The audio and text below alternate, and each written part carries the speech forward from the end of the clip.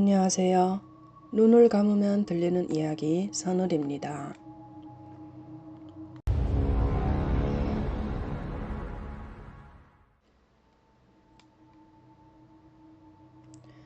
여러분, 이 이야기를 믿으시겠습니까? 중국 선양에는 70년이 넘는 역사를 가진 한 중학교가 있습니다. 그런데 이상하게도 이 학교 학생들은 외부 사람들에게 이렇게 말합니다. 절대 우리 학교 근처에 오지 마세요. 단순한 장난일까요? 아니면 정말 무언가 숨겨진 걸까요? 정확히 중학교 이름은 밝힐 수가 없습니다. 왜냐하면 이 학교는 지금도 존재합니다. 건물도 그대로 남아있고 수업도 정상적으로 진행되기 때문입니다. 학교 동쪽 강의동 1층은 완전히 봉쇄되어 있고 출입 금지로 되어 있습니다. 학생들은 반드시 외부 계단을 통해 2층으로 올라가야 합니다. 이상한 점은 아무도 그 이유를 정확히 말해주지 않는다는 것입니다. 이 이야기는 한 남자의 증언에서 시작됩니다. 우리는 그를 샤오천이라고 부르겠습니다. 샤오천이 중학생이었을 때 학교에는 한 체육 선생님이 있었습니다. 곧 은퇴를 앞둔 60대의 류 선생님. 거칠고 욕도 잘하고 가끔 학생을 때리기도 했지만 학생들과는 꽤 가까운 사람이었습니다. 왜냐하면 선생님이 학생들을 때리는 데에는 정도가 있고 대부분은 위협으로만 하기 때문입니다. 학생들하고도 그냥 친구처럼 지내는 성격의 선생님이었던 거죠. 선생님은 특히 술을 마시면 입이 가벼워지는 사람이었죠. 어느 날 샤오천은 친구들과 함께 학교 앞 만두가게에서 류 선생님이 술을 마시는 걸 보게 됩니다. 류 선생님과 꽤 가깝게 지냈던 샤오천은 선생님이 술을 마시는 틈에 학교의 일을 살짝 물어보았습니다. 그리고 그날 그는 학교에서 일어난 괴이한 이야기를 듣게 됩니다. 이야기는 1960년대로 거슬러 올라갑니다. 이 학교는 원래 공장 기숙사 건물이었습니다. 하지만 공장이 이전하면서 그 자리에 학교가 세워졌던 거죠. 그 학교에는 한 젊은 여교사가 있었습니다. 20대 초반에 착실하고 성실했던 사람이었습니다. 하지만 어느 날 근거 없는 소문이 퍼지기 시작합니다. 학생들과 부적절한 관계다. 그 시절 이런 소문은 사람 하나를 무너뜨리기에 충분했습니다. 그리고 그날 밤 그녀는 학교 동쪽 건물 지하실로 내려갑니다. 다음날 아침 그녀는 라디에이터에 목을 맨 채 발견됩니다. 하지만 이상하게도 그 이후 아무 일도 일어나지 않았습니다. 학교는 정상적으로 돌아갔고 사람들은 점점 그 일을 잊어갔습니다. 그런데 몇 년이 지난 후 학교에서는 여러 차례 선생님들이 바뀌었고 교장 선생님도 경비 아저씨도 바뀌었습니다. 그리고 어느 날 새로운 경비원이 근무 3일 만에 죽음을 맞이했습니다. 발견 당시 그의 모습은 정상적인 죽음이 아니었습니다. 눈을 크게 뜨고 입을 벌린 채 마치 무언가를 보고 겁에 질려 죽은 것처럼 말입니다. 의사의 소견은 심장마비로 죽었다고 했지만 학교 선생님들은 알고 있었습니다. 절대로 심장마비로 죽은 사람이 얼굴이 아니라는 것을요. 그리고 한 달 뒤 50대의 또 다른 경비원이 고용됩니다. 하지만 그는 일주일 만에 일을 그만두었습니다. 그는 월급 3배를 줘도 여기서는 절대 일을 안 할 거라면서 말했습니다. 그날 밤 그는 이상한 것을 봤습니다. 밤 11시 순찰을 마치고 강의동 문을 잠그고 돌아가던 중 그는 건물 안으로 들어가는 하얀 그림자를 목격합니다. 도둑이라고 생각한 그는 문을 막고 기다립니다. 뒷문은 아예 잠겨져 있어 도둑이 도망쳐 나온다며 이 문으로 나올 게 뻔했으니까요. 하지만 아무 소리도 들리지 않았습니다. 이상함을 느끼고 고개를 든 순간 2층 창문, 그곳에 여자가 서 있었습니다. 그는 손전등으로 여자가 있는 쪽을 비추어 보자 창백한 얼굴에 흩어진 머리카락, 그리고 자신을 뚫어져라 쳐다보는 두 눈. 그는 그 자리에서 실금하고 그대로 도망칩니다. 숙소에 들어가 방 안에 있는 불을 다 켜두었습니다. 이불 속에 몸을 웅크리고 창밖을 바라보며 밤새 눈을 붙이지 못했습니다. 그리고 다음날 그는 바로 일을 그만둡니다. 이 사건 이후 학교는 완전히 뒤집힙니다. 결국 교장은 무속인을 불러 문제를 해결하려 합니다. 어느 한 토요일 밤 무속인은 도와줄 사람 2명하고 강의동 지하실로 내려갑니다. 하지만 그날 밤 그 무속인은 학교 안에서 죽음을 맞이합니다. 류 선생님은 무당이 구체적으로 어떻게 죽었는지에 대해서는 명확히 말하지 않았고 단지 사고사라고만 말했습니다. 그 이후 새로운 교장이 부임합니다. 그는 단 하나의 결정을 내립니다. 동쪽 건물 1층 전체를 완전히 봉쇄합니다. 그런데 지하실만 봉쇄하면 되는데 왜 1층 전체를 봉쇄해야 했을까요? 새로운 교장도 학교의 소문이 워낙 흉흉하다 보니 무당을 불러 한번 확인을 했다고 합니다. 그런데 그 무당 말이 그것은 이미 지하에 없고 이미 위로 올라왔다고 했습니다. 그 이후로 지금까지 그 문은 단 한 번도 열리지 않았습니다.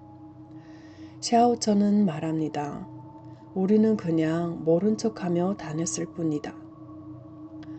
여러분, 지금도 그 학교는 존재합니다. 그리고 그 봉쇄된 1층도 그대로 남아 있습니다. 그 문 뒤에서 무슨 일이 계속되고 있는지는 아무도 모릅니다. 하지만 만약 어느 날 낯선 학교를 지나가다가 잠겨있는 문 하나를 보게 된다면 절대 호기심으로 열지 마세요. 그 문은 막기 위해 있는 게 아니라 나오지 못하게 하기 위해 존재하는 걸지도 모르니까요.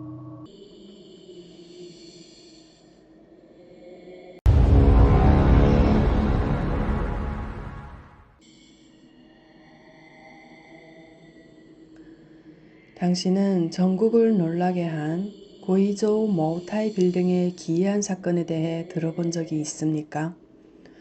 웅장한 건축물과 화려한 역사로 수많은 관광객과 업계 관계자들을 매료시킨 이 건물. 하지만 그 화려함 뒤에는 상식을 뛰어넘는 기이한 이야기들이 숨어 있습니다. 한때 번성했던 도심 건물인 머우타이 빌딩은 고이저우시 이문에 위치한 23층 건물로 지난 90년대 초 완공된 이후 벽 재료의 과도한 방사능 방출로 오랫동안 비어 있었고 30년간 사람이 거주하지 않았습니다. 처음부터 아무도 안 살았던 건 아닙니다. 거주하다가 다 이상하고 기이한 현상들 때문에 이사를 간 것이었습니다. 밤에는 1층 상가와 경비원만 순찰을 하고 있고 수년이 지난 지금도 유령 소문이 사람들 사이에서 돌고 있어 고이저 머우타이 빌딩은 유령 건물로 불리기도 합니다. 소문에 의하면 밤 12시가 넘어 이 빌딩에 들어가면 울음소리며 물건 옮기는 소리, 수다 떠는 소리, 싸우는 소리, 그리고 아이를 혼내는 소리 등 마치 방 안에 사람들이 살고 있는 듯한 소리가 들린다고 합니다. 하지만 방문을 열어보면 그 소리는 언제 났냐 싶을 정도로 조용해진다고 합니다.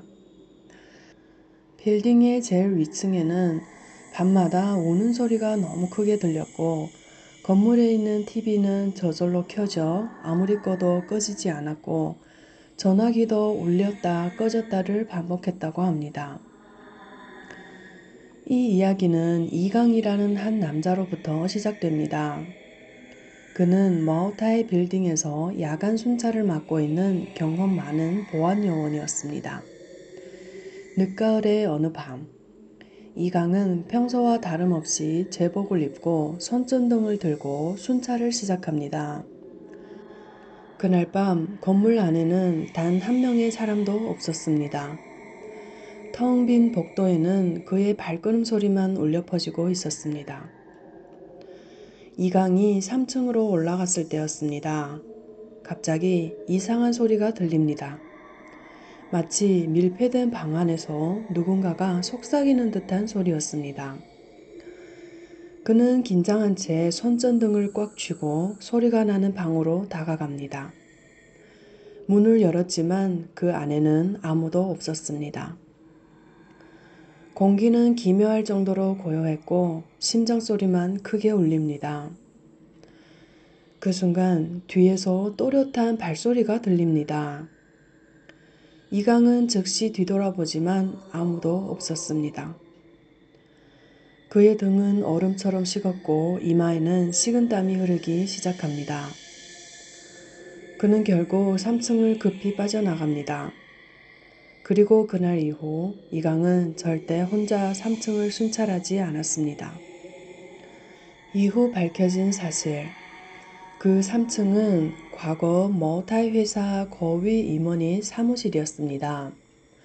하지만 1980년대 한 화재 사고로 인해 그 임원은 흔적도 없이 사라졌다고 합니다. 사망인지 실종인지 그 어떤 것도 밝혀지지 않았습니다. 그리고 일부 사람들은 말합니다. 그의 영혼이 아직도 그 층을 떠돌고 있다고요. 시간이 흐르면서 이 건물에 대한 기이한 소문이 퍼지기 시작합니다. 특히 밤이 되면 최상층에서 술잔이 부딪히는 소리가 들린다는 이야기입니다. 마치 보이지 않는 연회가 열리고 있는 것처럼 말입니다. 어느 날 외지에서 온 사업가 한 명이 이 건물에 머물게 됩니다.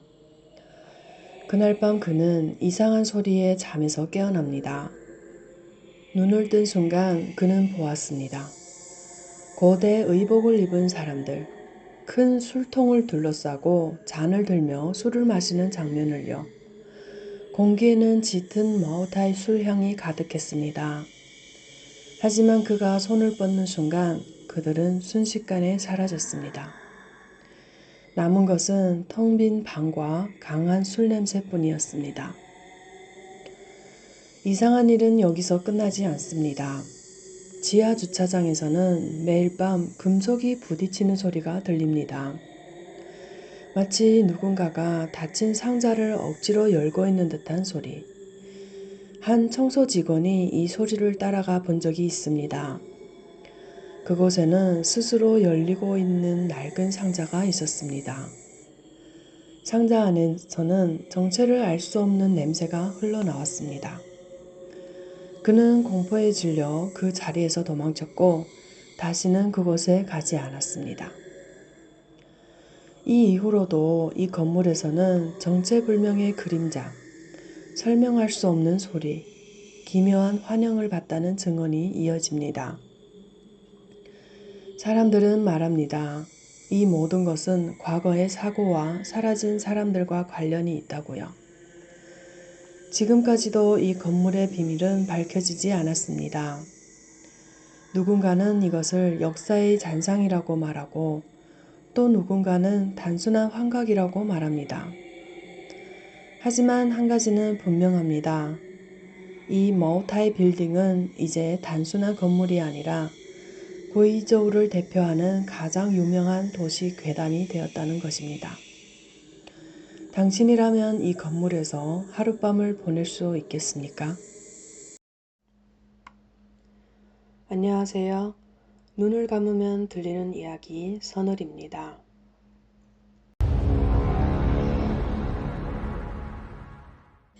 중국 서남쪽 변경 지역에는 한때 매우 무서운 풍습이 전해졌습니다. 듣자 하니 이 풍습은 중국의 10대 공포 풍습 중 하나로 꼽혔다고 합니다. 그 당시에는 여자의 지위가 매우 낮았기 때문에 시집가면 기본적으로 시댁의 하인이나 다름없었습니다. 빨래하고 밥하고 밭에 나가 일을 하면서도 어떤 일을 잘못하면 매를 맞고 욕도 먹곤 했습니다. 운이 나빠 시댁에 시달려 죽거나 자살을 강요받으면 친정에서는 종종 억울함을 풀지 못할 때가 많았습니다. 그래서 이런 과오당이라는 규칙이 생겼습니다. 과오당이란 여자가 죽은 뒤 7일째 되는 날 남편을 시체 안치소에 묶어놓고 하룻밤을 시체 옆에서 같이 지내는 겁니다. 다음 날에도 남자가 멀쩡하다면 여자의 죽음은 시댁과 아무 상관이 없다는 뜻이고, 남자가 미쳤거나 숨을 쉬지 않는다면 여자의 원혼이 그를 가만히 놔두지 않았다는 뜻입니다. 여자의 원혼이 그녀를 가만두지 않았으니 시댁도 굴복해야 한다는 것입니다. 결국 이 규칙은 억울하게 죽은 여자를 위한 것이며 마찬가지로 친정 식구들에게 억울함을 풀어주는 것이었습니다. 이제 들려드릴 이야기는 어느 한 마을에서 일어난 이야기입니다. 이 마을에 살고 있는 서연은 바로 인생이 고달픈 사람이었습니다. 그녀는 이 시집에 시집 온 지 반년밖에 되지 않았는데 목 매달고 자살하고 말았습니다. 서연은 예쁘고 성격도 좋아서 시집 온 후 매일 날이 밝기도 전에 일을 시작했고 저녁에는 또 시부모님을 챙겨야 했습니다. 그래도 좋은 결과가 나지 않았습니다. 그녀의 남편 이현은 성격이 급하고 조금이라도 마음에 들지 않으면 주먹과 발길질을 하고 했었죠. 시부모님은 아들을 편애해서 한마디도 공정한 말을 해주지 않았습니다. 서연이 죽던 날, 날씨는 매우 흐렸고 어두웠습니다. 친정 식구들이 왔을 때 서연의 시체는 온돌에 꼿꼿이 누워 있었고 목에는 깊은 자국이 남아 있었습니다. 서연의 동생 준호는 그 자리에서 눈시울을 붉혔고 마당에 멜대를 집어들고 이현을 때리려 했지만 마을 사람들이 준호를 말렸습니다.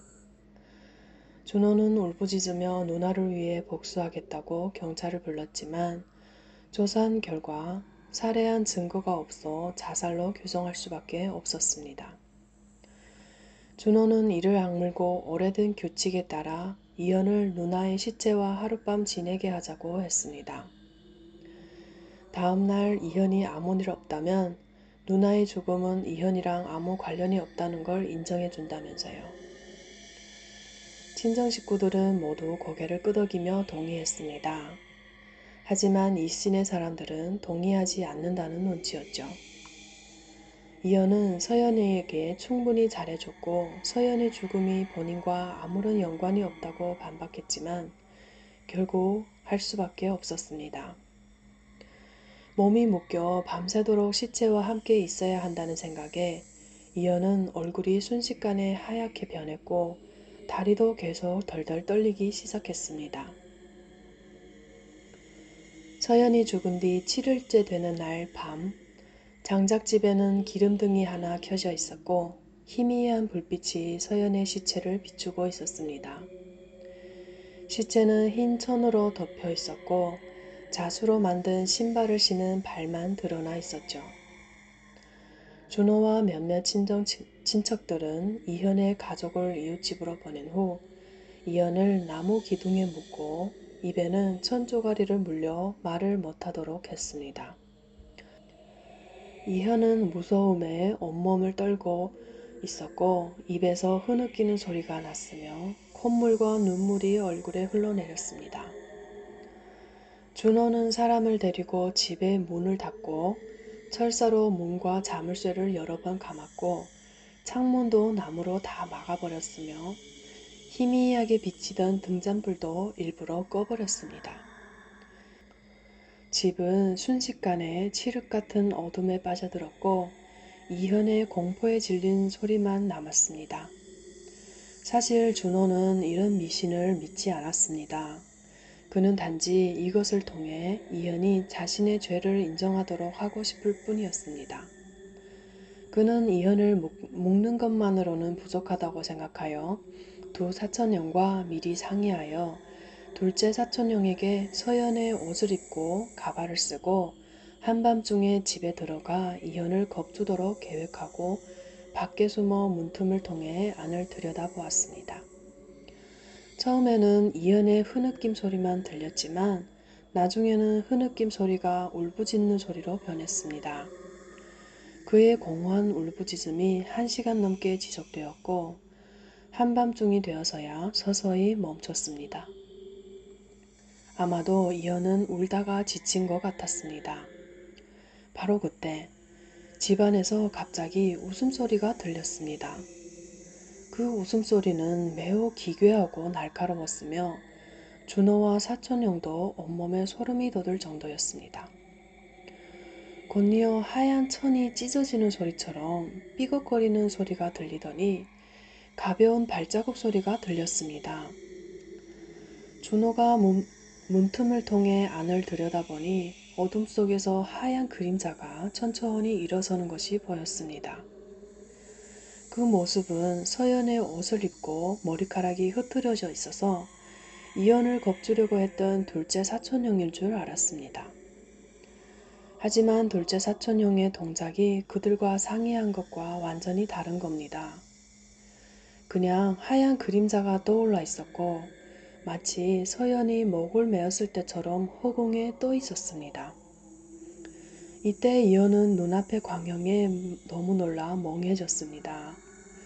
원래 기둥에 기대 있던 몸이 갑자기 꼿꼿해졌고 눈은 크게 뜨고 입에서는 마치 목을 메어 숨이 넘어가는 듯한 낄낄거리는 소리가 났습니다. 준호는 가슴이 철렁 내려앉았고 뭔가 이상하다고 느꼈습니다.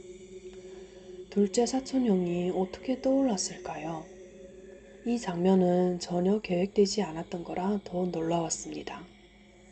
그때 허공에 떠있는 하얀 그림자의 목이 점점 길어지더니 결국 2m는 좋게 넘었습니다. 어둠 속에서 하얀 얼굴이 서서히 몸을 드러내며 이현의 앞에 다가왔습니다. 이현의 심리적 방어선은 완전히 무너졌고 그는 필사적으로 발버둥을 치며 비명을 질렀습니다. 뭐라고 얘기하는 것 같았지만 입에는 천조가리가 물려져 있어 비명소리만 들리곤 했죠. 준호와 밖에 있던 큰 사촌형은 멍하니 보고 있었습니다. 왜냐하면 이것은 그들이 계획한 줄거리가 전혀 아니기 때문입니다. 둘째 사촌형은 분명히 평범한 사람일 뿐인데 어떻게 떠다니며 목을 길게 만들 수 있겠습니까? 바로 그때 준호는 갑자기 뒤에서 누군가가 그를 툭 쳐서 뒤돌아봤더니 흰 옷을 입고 머리를 풀어헤친 둘째 사촌형이 서 있는 겁니다. 둘째 사촌형은 흥분된 표정으로 옷 다 갈아입었는데 언제 들어가냐고 물어왔죠.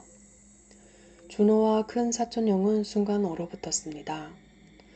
둘째 사촌형은 분명히 여기에 있는데 그 집안의 하얀 모습은 도대체 누구일까요? 서연의 원혼이 정말 돌아온 걸까요? 순간 준호는 소리를 지르며 사촌형들을 끌고 뛰쳐나갔습니다. 사실 서연의 원혼을 무서워서가 아니라 이현이 사고를 당했다면 그들 몇 명이 그 자리에 있었으니 경찰 앞에서는 확실히 말할 수 없었을 것이기 때문입니다. 그래서 그들은 집으로 달려가 이 일을 가족들에게 알렸습니다. 모두가 너무 놀라 아무도 감히 장작집에 가지 못했습니다. 그렇게 날이 밝을 때까지 버티고 있다가 해가 뜨자 모두가 용기를 내어 함께 장작집으로 향했습니다. 장작집의 문에는 철사가 잠겨진 채 그대로 있었습니다. 철사를 풀고 장작집의 문을 열자 음산한 바람이 얼굴을 스치며 은은한 피 비린내가 섞여 있었습니다. 이현은 기둥에 묶인 채 의식을 잃은 상태였고 바지는 젖어 있었습니다. 그가 밤사이 얼마나 공포에 질렸는지 알 수 있었죠. 그 앞에 있는 서연의 시체는 언덕 위에 눕혀진 채 흰 천은 잘 덮여져 있었고 아무 흔적이 없어 보였습니다.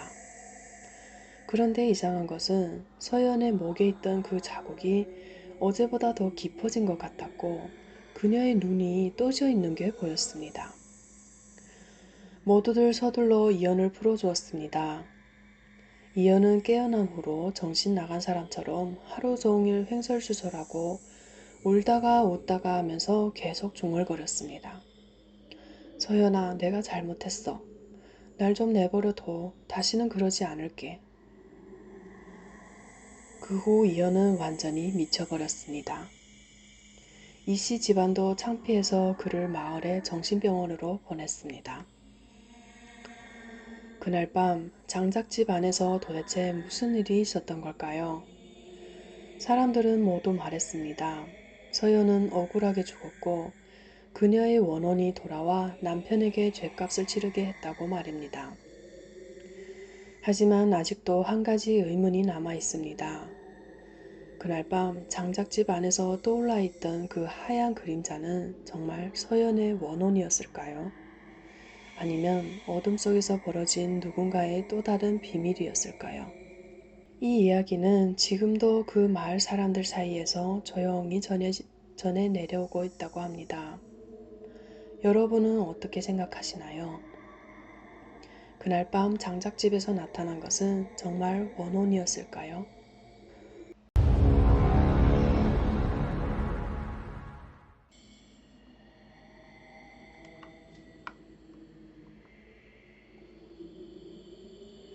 오늘 이야기는 한 남성이 직접 제보한 이야기입니다. 이야기 주인공의 시점에서 들려드리도록 하겠습니다. 제 인생은 24살을 기준으로 완전히 나뉘었습니다. 그 전까지 저는 철저한 유물론자였습니다. 귀신이나 저주 같은 건 단 한 번도 믿어본 적이 없습니다. 사람은 죽으면 그냥 끝이라고 생각했기 때문입니다. 하지만 24살에 겪은 그 사건 이후로 저의 인생은 완전히 바뀌었습니다.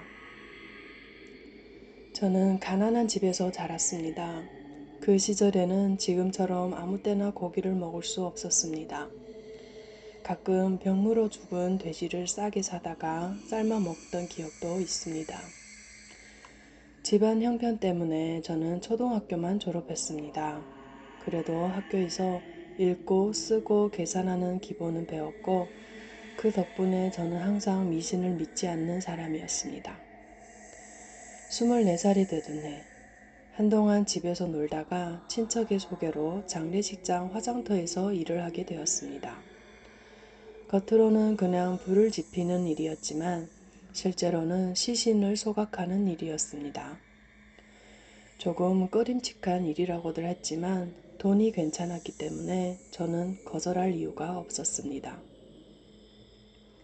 어차피 사람은 죽으면 끝이라고 생각했으니까요. 입사한 지 4개월쯤 되었을 때 그 사건이 일어났습니다. 그날은 유난히 맑은 날이었습니다. 저와 함께 일하던 동료 류씨 형님과 같이 근무 중이었습니다. 그는 예전에 교사를 하다가 어떤 일로 직장을 잃고 이곳에서 일하게 된 사람이었습니다. 성격이 좋아서 저와도 금방 친해졌습니다. 그날 오후 한 할머니의 화장이 들어왔습니다. 유가족들이 울고 있었는데 그중 어린 손녀가 우리에게 이렇게 말했습니다. 우리 할머니 아프지 않게 해주세요. 저는 그 말을 듣고도 그저 일로 받아들였습니다. 우리는 시신을 온도가 약 800도에 되는 화장로에 넣었습니다. 그리고 약 2시간이 지나 화장이 끝났습니다. 이제 뼈를 부셔 유골함에 넣는 일만 남았습니다. 그런데 이상한 일이 있었습니다. 그 뼈는 유난히 단단했습니다. 망치로 여러 번 내리쳐도 잘 부서지지 않았습니다. 류씨 형님도 답답했는지 제 손에 있던 망치를 가져가더니 더 세게 내리쳤습니다. 그 순간 작은 뼈 조각 하나가 튀어올라 제 오른쪽 눈에 들어왔습니다. 눈이 화끈거렸습니다. 류씨 형님의 손등도 뼈 조각에 찔려 피가 났습니다. 하지만 우리는 대수롭지 않게 넘겼고 일을 마무리했습니다. 그날 저녁 우리는 받은 돈으로 여러 동료들과 술을 마셨습니다. 그리고 다음날 아침 저는 이상한 증상으로 깨어났습니다. 오른쪽 눈이 전혀 떠지지 않았습니다. 그리고 오른쪽 얼굴 전체가 불에 데인 것처럼 뜨거웠습니다. 하지만 통증이 아니라 끔찍한 가려움이었습니다. 저는 계속 얼굴을 긁었습니다. 피가 나도 가려움은 멈추지 않았습니다. 머릿속에는 이 생각만 떠올랐습니다. 얼굴을 벗겨내면 간지럽지 않겠지? 사장님이 저를 보고 깜짝 놀라 달려왔습니다. 그는 저를 강제로 눌러 제압했습니다. 그리고 저는 기절했습니다. 눈을 떴을 때는 병원이었습니다. 하지만 가려움은 여전히 멈추지 않았습니다. 결국 저는 병실을 뛰쳐나왔습니다.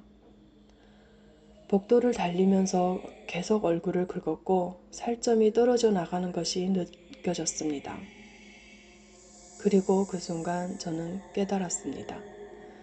가장 간지러운 곳이 제 오른쪽 눈이라는 것을. 그때 저는 제 손가락을 눈 속에 넣었습니다. 그리고 눈을 뽑았습니다. 그 순간 거짓말처럼 가려움이 사라졌습니다. 하지만 곧바로 지옥 같은 통증이 찾아왔습니다. 그 이후의 기억은 흐릿합니다. 정신을 차렸을 때 제 얼굴은 거의 형태를 잃은 상태였습니다. 그리고 더 끔찍한 일이 있었습니다. 류씨 형님이 자기 손을 뜯어먹다 발견된 것이옵니다. 그의 두 팔은 결국 절단되었습니다. 그리고 뇌 손상으로 의식을 회복하지 못했습니다. 가족들에 의하여 고향에 내려갔지만 1년 후 류씨 형님은 결국 세상을 떠났습니다. 의사는 내가 병원에 왔을 때 몸은 아주 건강한 상태였다고 했고 이 모든 일은 정신적인 이상 반응이라고 설명했습니다. 하지만 저는 아직도 그 말을 믿지 않습니다. 그날 그 유골은 분명히 이상했습니다. 그리고 저는 아직도 그 말을 잊지 못합니다. 우리 할머니 아프지 않게 해주세요. 혹시 그날 우리가 한 행동이 너무 거칠었던 건 아닐까요? 저는 지금도 확신할 수 없습니다. 하지만 한 가지 분명합니다. 그날 이후 저는 절대 화장터 근처에도 가지 않습니다. 그리고 거울을 오래 보지 않습니다. 거울 속 제 얼굴이 그날의 일을 다시 떠올리게 하기 때문입니다. 오늘 이야기는 여기까지입니다. 다음 목요일 밤에도 또 다른 이야기로 찾아오겠습니다. 이 채널이 마음에 드셨다면 구독과 좋아요, 알림 설정으로 다음 이야기를 놓치지 마세요.